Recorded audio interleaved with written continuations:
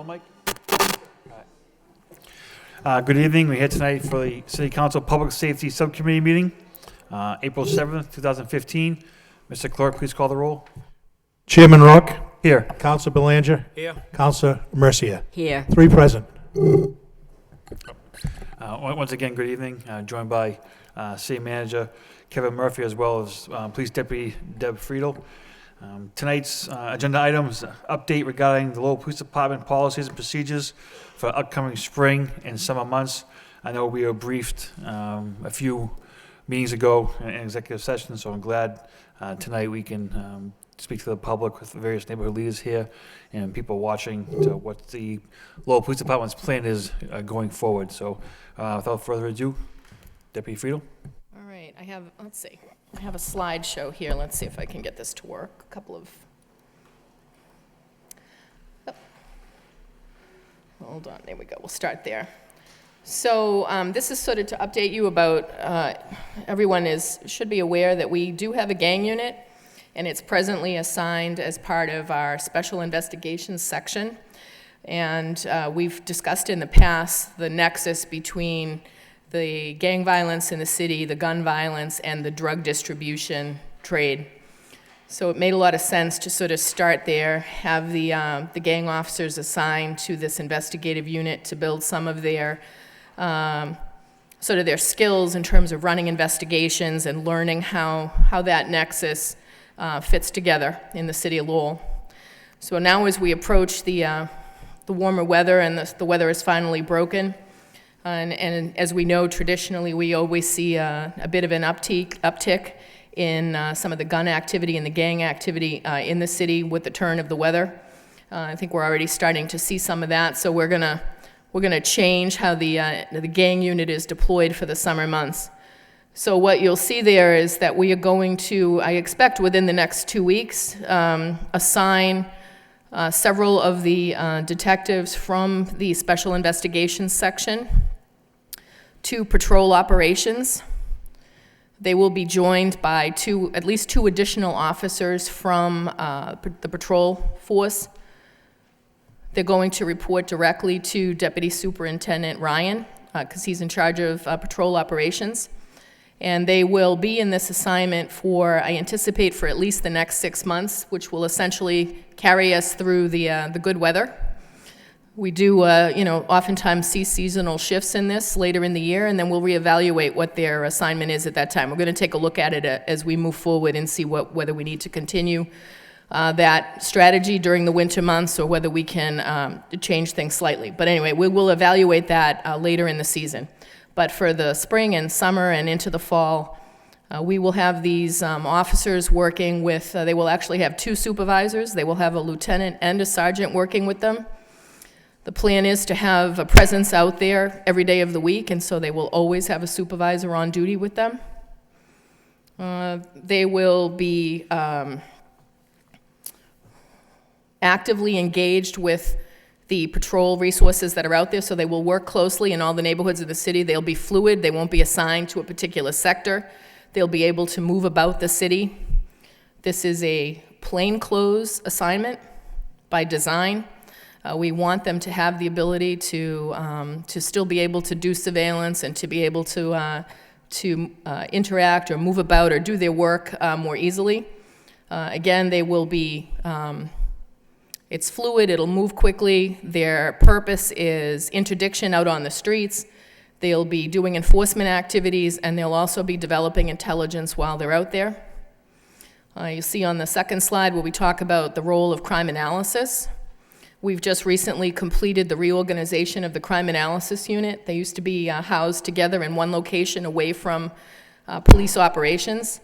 They've now been placed directly, the unit has been split up, 2 analysts in each of the 2 sectors in the city, and they're housed in the precincts with the officers. So they will be able to provide real-time analysis, data, assisting the sector commanders and enabling us to deploy resources more effectively. But they'll be able to communicate on a daily basis with these gang unit officers assigned in the neighborhoods. We think that the relationships will be stronger and that the flow of information will just be faster and more valid information. We're going to be using sources of grant funding to support all of these initiatives. We have Shannon CSI funds, the C-Fire funds that are directed towards activities in Centerville. We have staffing grant funds, which enable us to hire officers on overtime, which acts as a force multiplier. And we specifically have Shannon overtime money that's used throughout the city for gang enforcement and suppression activities and for investigations and surveillance as well.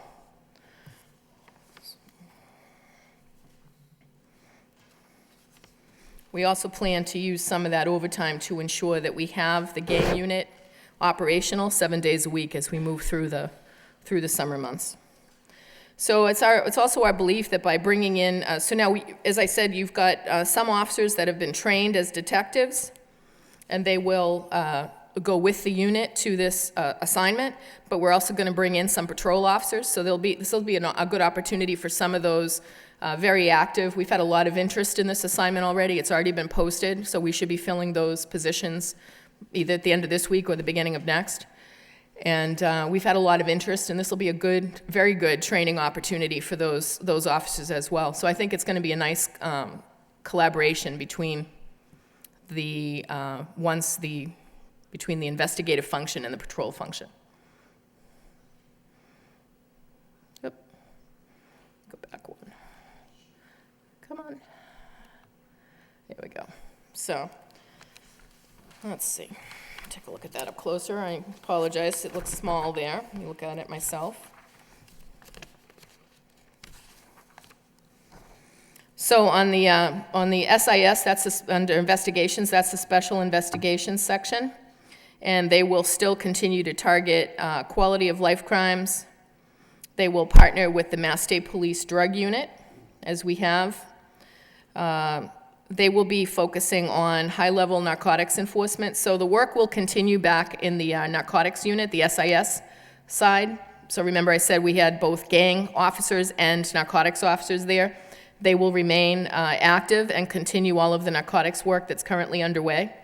And they will also partner with some of the outside agencies such as DEA. So the active longer-term drug investigations will be ongoing, whether they involve gang members or just, those that deal in drugs in the city that are not necessarily gang-affiliated. On the other side, you see the Criminal Investigations Unit. They will continue to also be involved as these events unfold. So, for example, if we have gang-involved criminal activity that does not involve drugs, or it might be a robbery associated with the drug trade, or it might be an assault or something along those lines. The Criminal Investigative Division will handle that, and they will continue to work closely with the Mass State Police. They also work with DEA, but specifically with the ATF, the Sheriff's Office. We are continuing to be in talks with them regarding warrant enforcement. There's some efforts underway there to work together to provide a more unified response to picking up individuals with warrants. And of course, we always work closely with the District Attorney's Office. So those two investigative aspects will continue to be underway in the city in the coming months. And prevention. These are where our partner agencies come in. Let's see here. Again, I apologize, it's very small, but I'll list some of our prevention partners. We will again be this year running the Student Police Academy in the city. This is for grades 5 through 8. For any students, this year there'll be no fee to attend the Student Police Academy. We expect to serve approximately 240 youth. There'll be 2 sessions, one for 7th and 8th graders. That usually occurs first, followed by the 5th and 6th grade session. I don't have an exact date just yet as to when that will start, but we will have that information available shortly, and we'll make sure that we push that out. But that information will be distributed through all the schools in the city, both private and public, so that the students in those grades will have this information. And again, I expect that we'll be running it at Lowell High School as we have for the last several years. And it's a good opportunity for students in the city to interact with the police and learn a little bit more about law enforcement and to build some of those relationships early on. We get nothing but positive feedback on that particular program. Through some of the funds that we receive from the Shannon Community Safety Initiative and the Safe and Successful Youth Initiative, we have been able to subcontract funds to a number of partner agencies in the city. And these all provide resources towards, many of these resources have a goal towards violence prevention. And they include programs at the Boys and Girls Club of Greater Lowell, the Career Center, Parks and Recreation, the Cambodian Mutual Assistance Association, the West End Gym, Lowell Community Health Center Teen Block, the Juvenile Court Restorative Justice Program, the International Institute Truancy Prevention, the YWCA. The Lowell School Department has a program involving class credit buyback program. The Lowell Middlesex Academy Charter School has a work study program, and United Teen Equality Center is also one of the partners. So those are all targeted towards prevention. So I think there's a multi-pronged approach underway.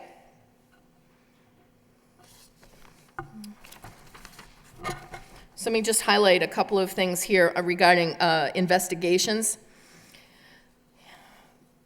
The investigations have been very successful over the past year. There were 7 arrests made for homicides in 2014. There's been the seizure and arrests of numerous gang members and firearms. In 2015 alone, this was as of about 2 weeks ago, in 2015 alone, we've confiscated 9 firearms, illegal firearms. Over the last several weeks, we were very successful, and there's been collaboration, numerous gang members and confiscated firearms due to the collaboration between criminal investigation, special investigations patrol, and the crime analysis and intelligence unit. So we've seen a lot of success early on in 2015, and we hope to continue to build on that momentum with this enhanced strategy for the summer. So I guess that's a basic overview, and certainly I'll be happy to answer any questions if I'm able to. Terrific. I hope I Thank am. you, Deputy, for the presentation. Just a quick question. How many officers do you have staffed in that gang unit?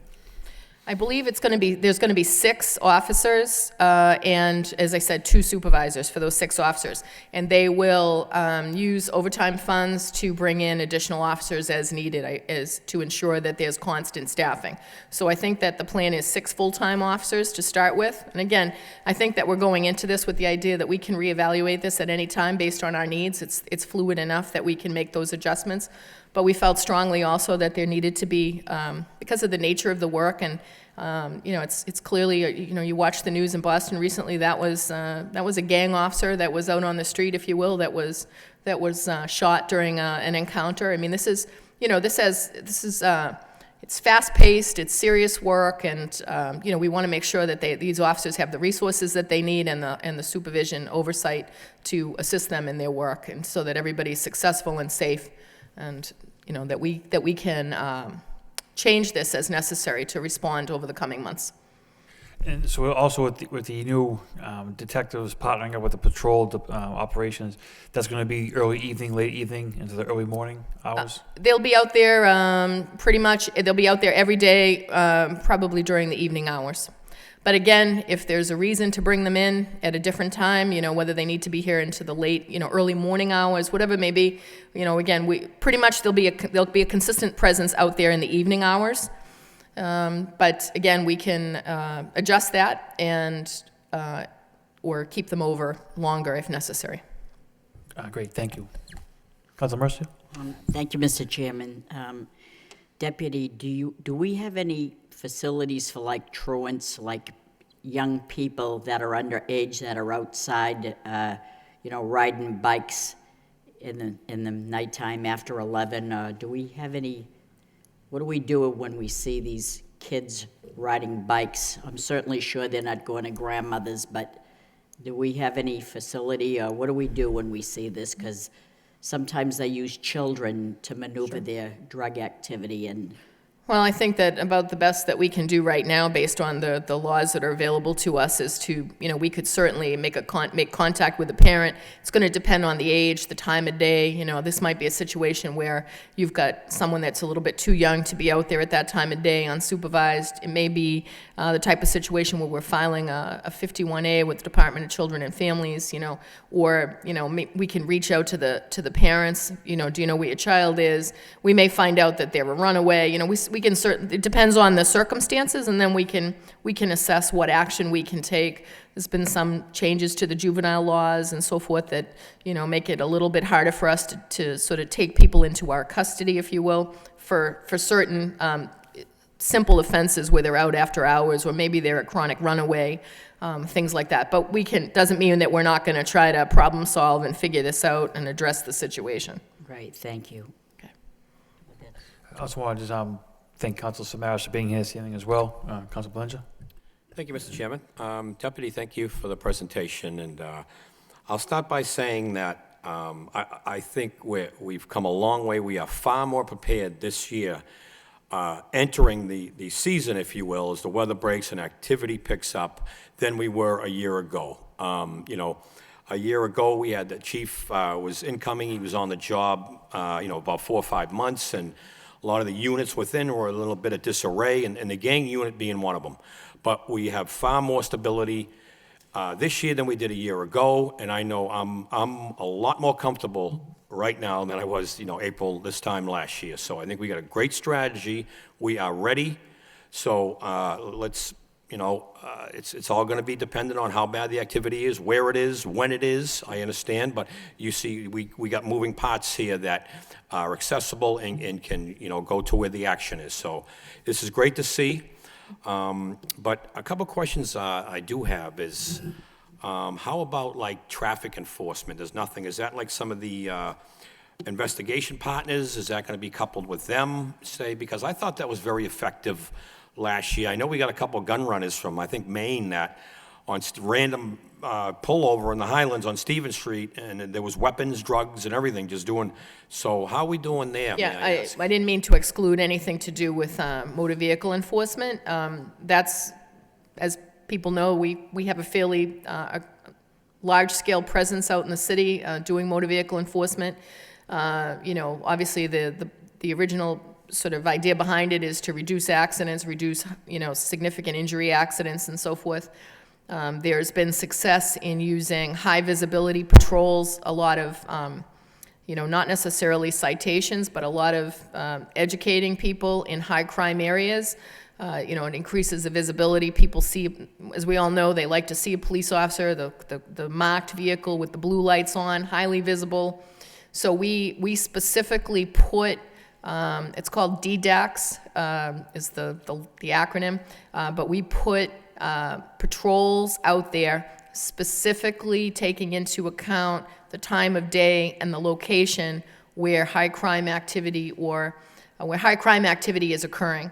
And then we monitor that to see if we're having an effect also. So we do that as part of the ComStat meeting that we have every other week. We take a look at where the crime has occurred and where the high visibility patrols have occurred, and we try to see if we've had an impact, if there's been a reduction in activity. So we get positive feedback from that. The officer's mission with that assignment isn't necessarily to write a lot of citations, but it is to stop a lot of cars that are committing violations, to engage them, to see who's in the neighborhood, to educate them about whatever violation they've just occurred. They tend to write a lot of warnings, but they can write citations. I'm just saying that that's the point, is to stop a lot of cars that are committing infractions and use that opportunity to engage the community in those high crime areas and maintain that visibility. So that will always be a tool available to us, and we will continue to do that in these same months as well. Nothing will change there. Good, because I thought it was very effective last year. It wasn't exactly in the it has been. presentation, but I knew it was in the game plan somewhere. Now, something kind of related to this topic, but not really. Didn't the new law take effect today, the new headlight law, with, I think, when wipers have to be on now, headlights have to be on? Yes. Yes. That really doesn't pertain to, does that give us any extra ammo, if you will, on our end. No, but it's a on good that. point to mention to continue to educate the public. So yes, anytime the weather is such that you need to use your windshield wipers, you have to put your full headlights on. It's not sufficient to just have the daytime running lights on. So there'll be a period of time where, we're trying to educate folks about that change. But again, it did take effect today. Great, okay. And in closure, just, I think we got a good game plan going into the season. I really do. I feel very comfortable. So let's hope it tones down than it did from last year's. But I think, again, we're far better prepared. But let's, at the same time, let's not forget the lose direction of the small nuisance crimes that are in the downtown, such as the bikes and the skateboards on the sidewalks last year, which were rampant. And the council did pass a new ordinance there, not only downtown, but throughout the city.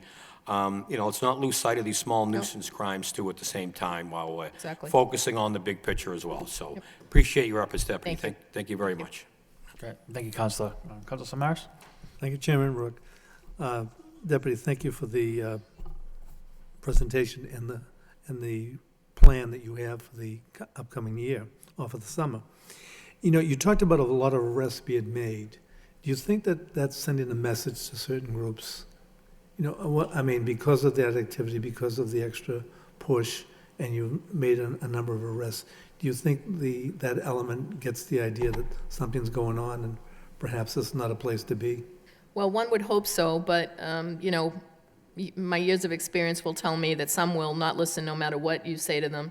And so we will continue to make arrests and hopefully take those people off the street if they don't get the message. But, you've got your hardcore sort of criminals out there that are not necessarily fazed by our actions, but then, we'll deal with them in the course of justice and take them into, hopefully be able to arrest them, build a case, make an arrest, and hopefully they'll be held by the court system and so forth. But you know what I mean, certain communities, they have a choice. They can either be in this community or go to a community where they'll have less of a problem. That's my point. There's no doubt that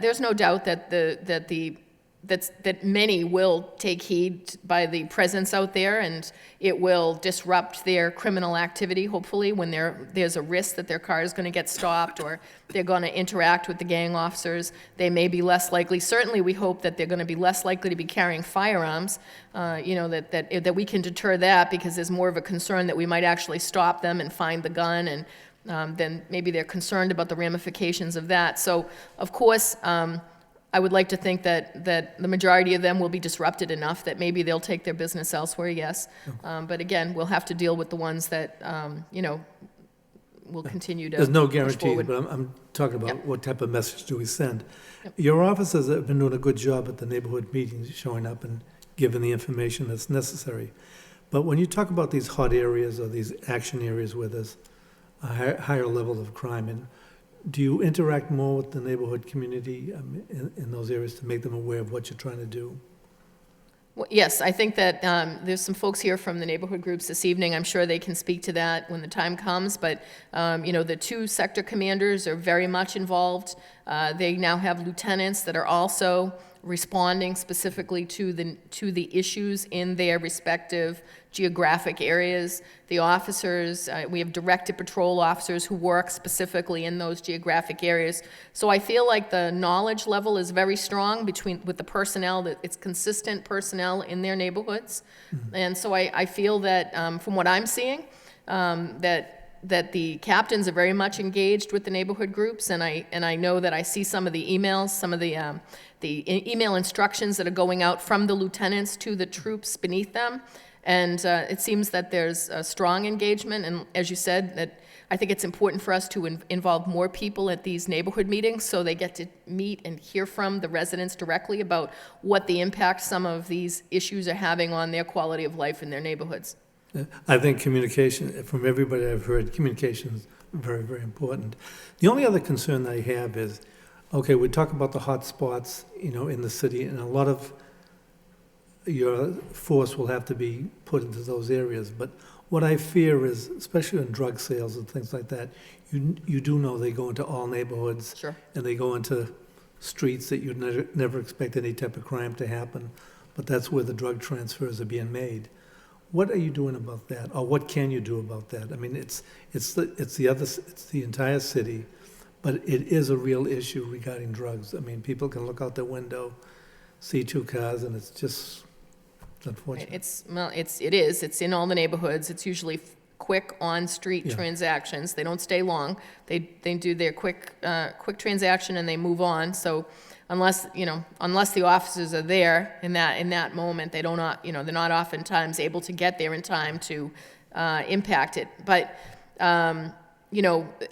there's certain trends that they follow. So we become aware, we get the calls from the neighbors clue us in, or we get tips on the tip line, people calling in that, we've seen a lot of activity right in this particular parking lot, certain times of the day. So with that kind of information, then we can target our enforcement efforts. We can sort of be there around that time of day monitoring for activity as opposed to trying to respond from someplace else. So I think that if people do begin to notice any patterns or trends, or they see a certain car stopping every day, or two cars meeting up, if they notice any kind of a trend or a pattern, they don't have to identify themselves. They can call the tip line and just leave a message with, an anonymous message if they feel better that way. If they want to speak to someone, we'll be happy to do that.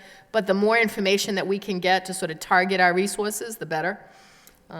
We've recently, I'm sending a number of our patrol officers to a street-level narcotics course so that, again, they can keep abreast of the latest trends, what's going on out there. So, hopefully we can have a greater impact. So they can actually notice when a drug deal goes down, they'll know it's a drug deal. Yep. Do you have the personnel, though? Do you have the extra personnel where, in some cases, they can freelance through the city? I mean, and just Right cover now, the Highlands, for example? we seem to be. I'm not hearing a lot about personnel shortages right now. Right now is a good time of year. We're in good position. This is before vacation season. We're pretty strong right now in terms of being able to do this without. We're not taking away from anywhere else to really make this work, make our efforts work. So we're getting ready to hire the next batch of officers. The annual the academy is scheduled to start May 18th. We'll have another round of officers in those seats learning and get them on the streets as quickly as we can. Thank you. Thank you, Councilor. At this point, we'll open up to the public. Are they wishing to speak?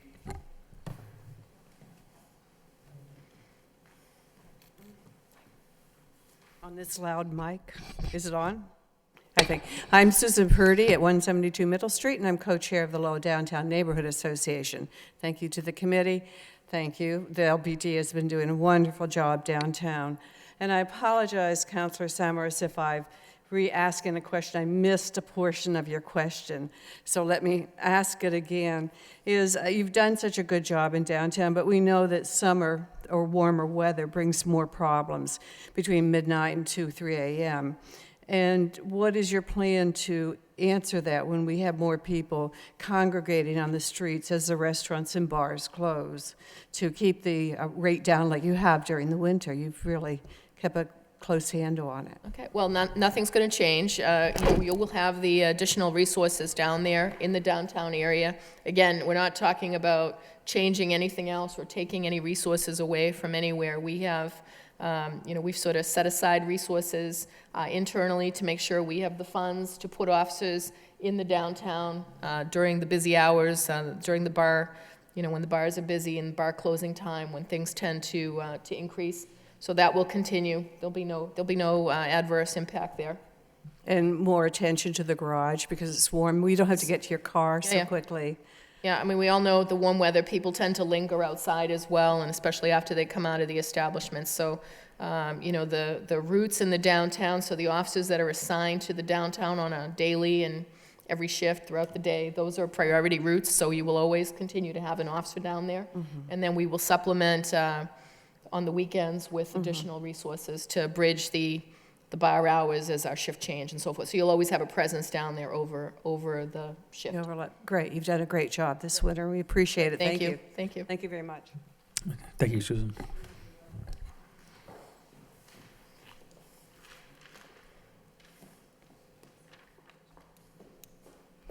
Good evening. My name is Anne Marie Page. I live at 26 Fremont Street, Lowell, and I'm the Vice President of Citywide Neighborhood Council. I sit on the board of the Centerville Neighborhood Action Group.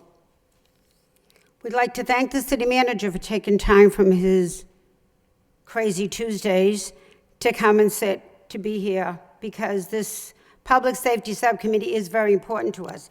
Even though all the leaders aren't here, they're well aware of it. They're either going to catch it and watch it later. We do meet every other month, so we compare notes on a constant, regular basis. But 5 o'clock is difficult for them, so we just don't want you to think we're not paying attention. We are. We also want to thank the Lowell Police Department, as Deputy Chief Friedel said, right? You've been busy and you've done some good job. You've got some good investigations, you made some good arrests, and we love it. And since we don't have flogging and chain gangs in Massachusetts, even though I've been wanting it, I guess we have to put up with a lot of baloney sometimes, but that's not your fault. We feel you're doing your job. We're trying to figure out what the court system is doing. We were glad to hear we have 6 permanents on the gang, and you can pull in your overtime. That was one of our questions. Very good question Councilor Mercy had asked on truants. You're right. You know, you ride around, or say you went to the theater or something, and you come home and it's like 10 o'clock at night, and this 12-year-old goes by, you're on a, you know. I don't think mine at 12 knew there was a 10 o'clock at night, right? So these are things, like you said, you stop and what's wrong, what's the age, why is this child out? We want tough cops, we want tougher courts. We realize Massachusetts has some really soft, huggy-kissy laws, and it makes it very difficult for our police. In our generation, it was easy.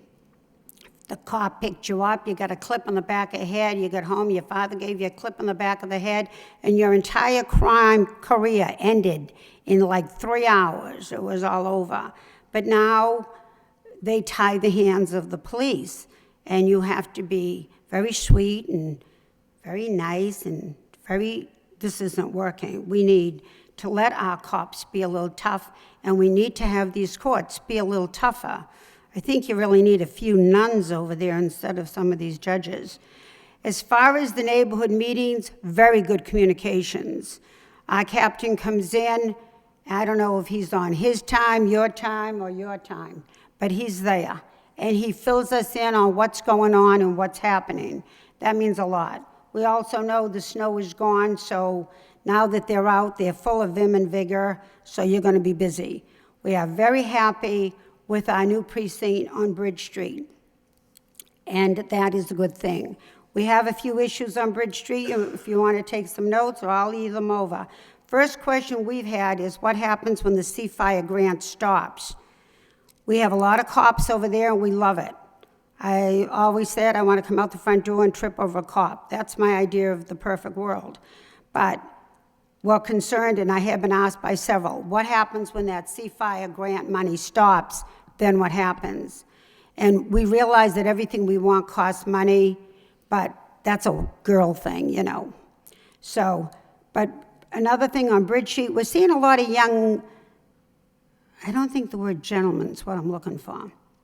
We're seeing a lot of young men hanging around on Bridge Street. I think the precinct's going to help with that, but they're hanging around to the point that if a young lady wants to walk down the street, they don't get out of the way. If an elderly lady wants to walk down the street, they don't want to get out of the way. And I think there's something about 3 or more is a little congregating going on there. So we'd like somebody to sort of just look into that because it's making some people nervous. Is it a particular spot? Are they outside? Oh, yeah. They're very close to your precinct, like across the street. Okay. Another thing that we've been asked to ask about, personal safety tips. Officer Paul Cochran did run a program where he would come either to the neighborhood, senior center, different places, and give people personal safety tips, especially for the elderly or even a young woman living alone. And he's no longer with us. We'd like to have a little, neighborhood leaders would like to have to find out who's going to handle that, where is it going, and we'd like to see it continue. Want me to respond? Beg your pardon? Should I respond? That's actually a position that the chief's in process of filling now, the safety officer position. Right. So That's it, you'll- because we've been asked you'll a have- couple of times about it.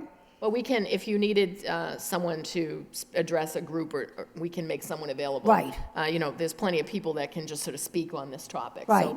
So, but as far as filling that actual safety officer position, the chief is actually working on that right now. Right, and it was a good program, it really was. So they were concerned about that. We told you about that.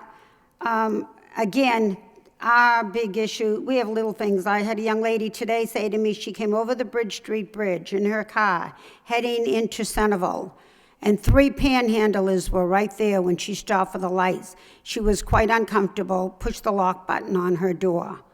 3, not 1, 3. That did not make her happy. I'm not comfortable as what your rules and regulations are on panhandling, but there are plenty of facilities in this city and this state to help people in need. And I believe this city and this state bends over backwards to help people in need. So we'd like to see that looked into. We're happy to hear plenty of facilities to keep the youth busy, because if you keep them busy enough, they get too tired to get in trouble. I think, was there some, and of course, we want to make sure you see something, you say something. And as Deputy Friedel had said, and which we have also noticed in the neighborhood, it works, right? If it doesn't look right, doesn't sound right, doesn't smell right, it isn't right. Call it in. Call it in. You don't have to give your name. You don't have to give your address. Tell them what you saw, where you saw it, when you saw it, and what's going on. And that's it. But we are very happy to say we've had a few little incidents in Centerville where it did look like the 4th of July parade. One had 8 cruisers, the other had 9 cruisers. So we know they're all Johnny on the spot, right? You call, they're there, and that's what we want. It's every counselor sitting here has said our top priority is public safety. And as a citizen, our top priority is public safety. And as a neighborhood or a neighbor leader or somebody that's a member of a neighbor, our top priority is public safety. And I think when you're doing that public safety, you need to touch on some of these slum landlords, because that's where some of our public safety problems are happening. So we appreciate all your hard work. We appreciate all your time. Be a good neighbor and be good to each other. Thank you, Lowell Police. Thank you, Mrs. Page. And actually, to answer your last question about the slumlords, Lowell has just started up the NEED program. And actually, Assistant City Manager Mike McGovern is here tonight. Maybe, Mike, if you could take a quick second to explain what the NEED program is, please. Good evening.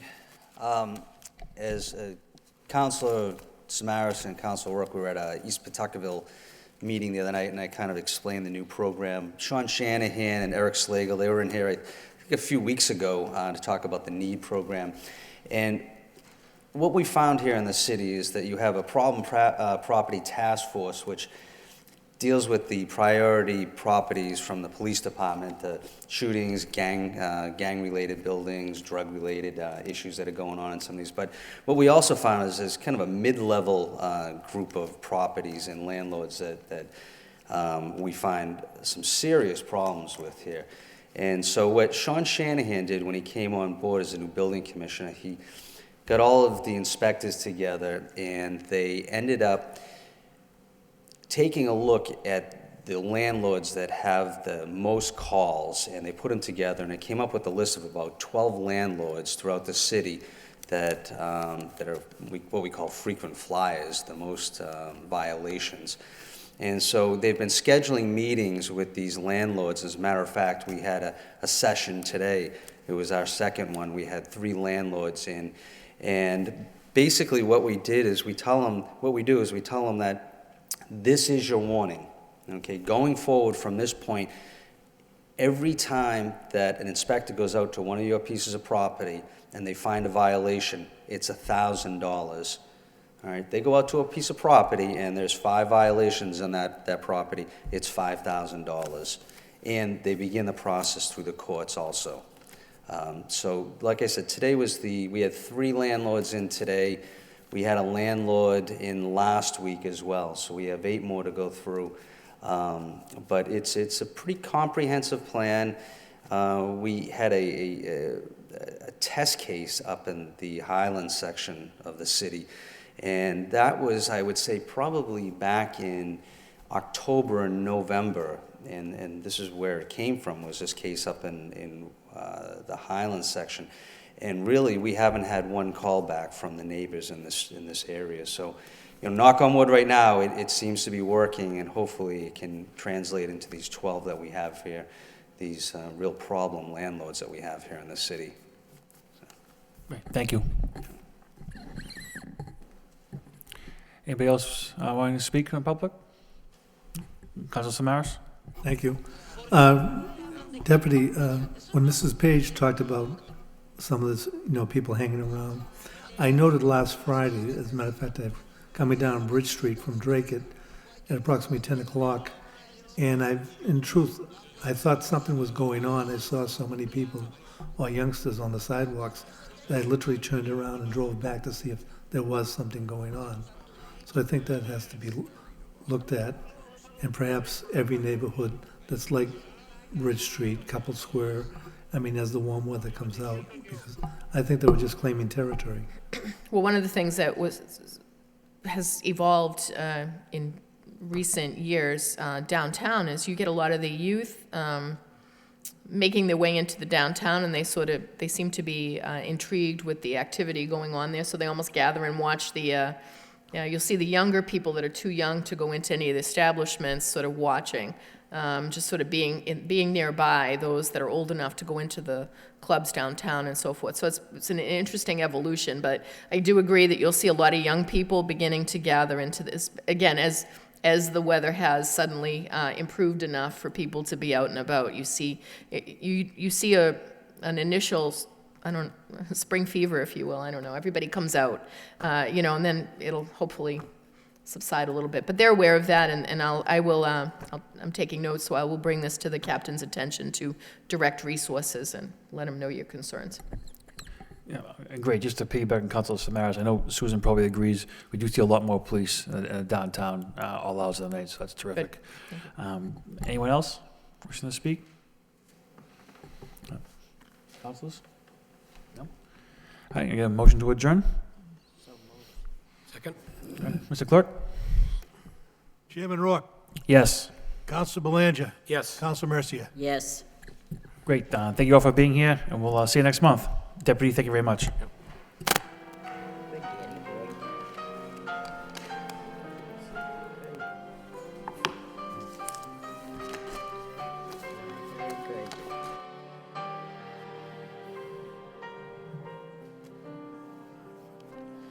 Good.